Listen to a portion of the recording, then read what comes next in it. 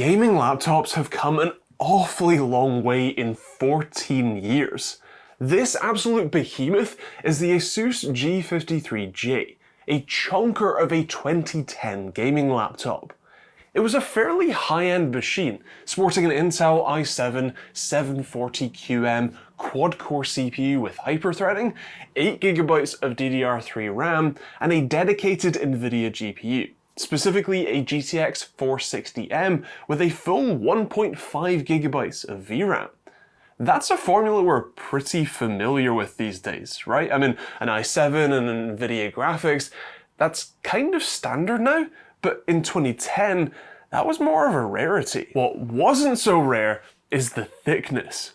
This thing is all but exactly 2 inches thick at the back. It's 50mm thick. That is insane compared to today's thin and light machines. The wedge shape was fairly common though, meaning it wasn't too uncomfortable to use, housing most of the heat-producing components up at the top and away from the back, leaving space for things like dual 2.5-inch bays and an optical drive bay under the palm rest area. Oh yeah, you heard me right, dual hard drive bays, one of which is now populated with a 512GB SATA SSD and an optical drive. Fancy, I know. I/O-wise, isn't that too bad either, with a total of 4 USB-A ports, only one of which is USB 3, separate headphone and microphone jacks, Ethernet, DC-in, HDMI, and VGA. You even get a full-size SD card reader. Display-wise, this is a 15.6-inch, rather wide-bezeled 1080p 60Hz TN panel with frankly atrocious viewing angles. Remarkably, despite its age and the fact that this is a gaming display, not one made for color work, it would still just about pass for a budget laptop display today, with 93% coverage of the sRGB spectrum and 250 nits of peak brightness. That's better than the MSI Bravo 15. It does have a disappointing 600:1 contrast ratio, but that's to be expected, and the color accuracy is just hilariously bad, with an average delta E of nearly 10. Remember, under 2 is the target we're normally going for here, and you get the picture of how bad this thing is. As you might expect, response times are utterly horrendous, averaging around 25 milliseconds to complete a transition.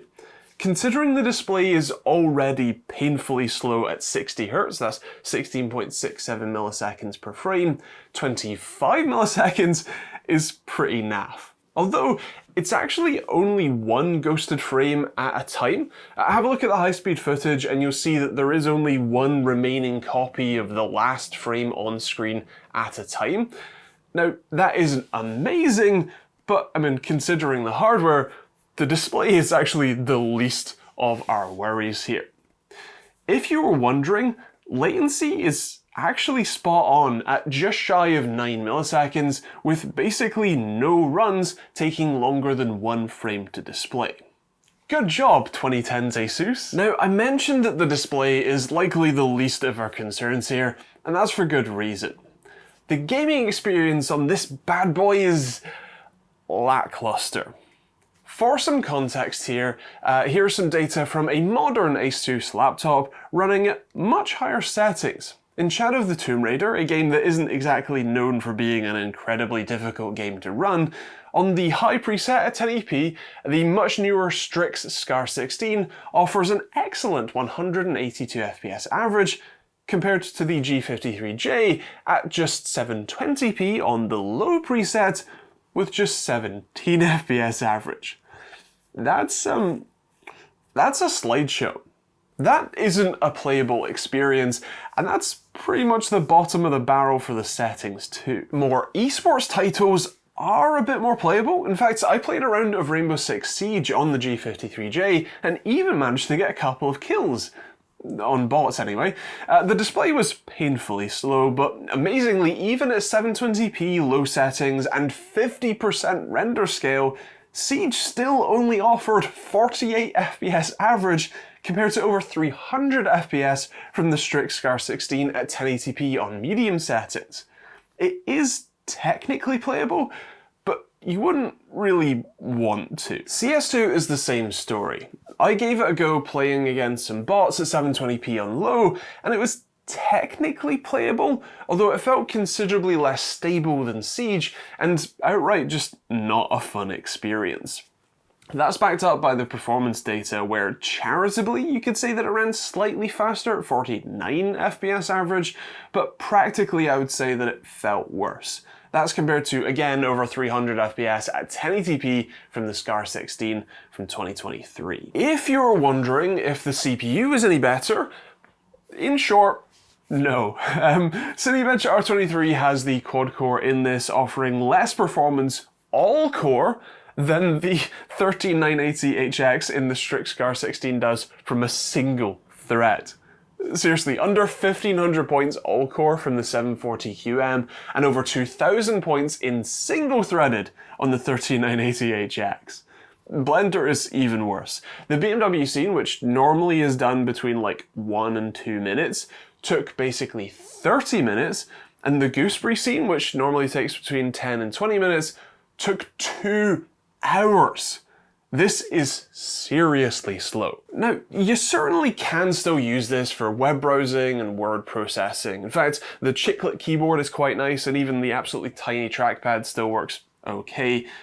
But let's be honest, compared to even a modern, like, ultra-budget machine, you'd have a worse experience in basically every way. While I don't like throwing away technically still functional things, I think it's time to put this old girl out to pasture. A similarly priced, at least comparing new to new, like the Scar 16, runs rings around this. It's lighter, it's a third the thickness, has a much better display, and is all round a considerably better experience. It also has a battery that works. If I unplug this, then, well, it just shuts down immediately. Oh, and the Scar can actually play some games too.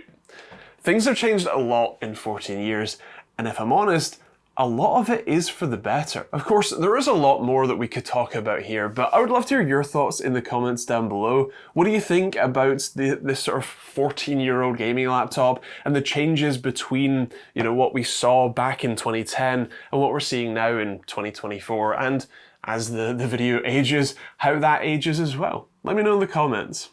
There isn't really something that I can sort of link to in the description, I guess, to that Scar 16 if you're interested, but if you want to support these videos and keep me making stuff like this and more modern laptop reviews as well, hit the subscribe button, check out the bell notification icon, check out plenty of other videos in the end cards, and there's a lot of other links in the description, including to my own open source response time tool if you want to be able to test displays like this yourself.